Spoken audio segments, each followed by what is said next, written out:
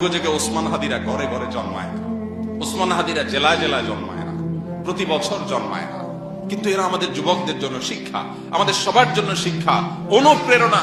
কিভাবে ক্ষুদ্র গণ্ডির ঊর্ধ্বে উঠতে হয়, কিভাবে ক্ষুদ্র চিন্তার বাইরে যেতে হয়, কিভাবে ভয়ের কালচারাল সংস্কৃতির দেয়ালকে প্রাচীরকে ভেঙে দিতে হয়, এটা শেখানোর মতো মানুষ ঘরে ঘরে হয় না। মুসলমানের সম্মান নিহিত আছে দুইটা জিনিসের মধ্যে: এক, মৃত্যুর ভয়কে জয় করা; দুই, দুনিয়ার মোহের ঊর্ধ্বে উঠা। বেঁচে থেকে কি হবে? বেঁচে থেকে কতকাল বাঁচতে পারবো? 1000 বছর তো বাঁচতে পারবো না, মরতে তো হবেই। তাহলে সে মৃত্যুটা কেন গৌরবের মৃত্যু হবে না? সে মৃত্যুটা কেন সার্থক মৃত্যু হবে না? সে মৃত্যু কেন হাজার হাজার তরুণকে উজ্জীবিত করবে না?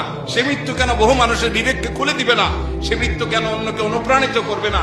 এই মৃত্যু কেমন মৃত্যু? যে মৃত্যু আমার একজন ভীরু মানুষের মতো মৃত্যু হবে। আমি পলায়ন পর হয়ে মৃত্যু কেন বরণ করব? এই মৃত্যুর ভিতরে কি সার্থকতা আছে? এই মৃত্যু তো সবাই বরণ করে, গরু ছাগলের মতো মৃত্যু হয়। আমি মানুষ, আমি প্রাণী, আমি মুসলিম, আমি আল্লাহর নবীর উম্মত, আমি বড় বড় সাহাবীদের অনুসারী। অতএব আমার মৃত্যু তো অন্য 10 জনের মৃত্যু মতো হতে পারে না। আমি একজন আদর্শবাদী মুসলিম হতে হয়। আমার চোখে মুখে থাকবে দুনিয়া জয় করার স্বপ্ন।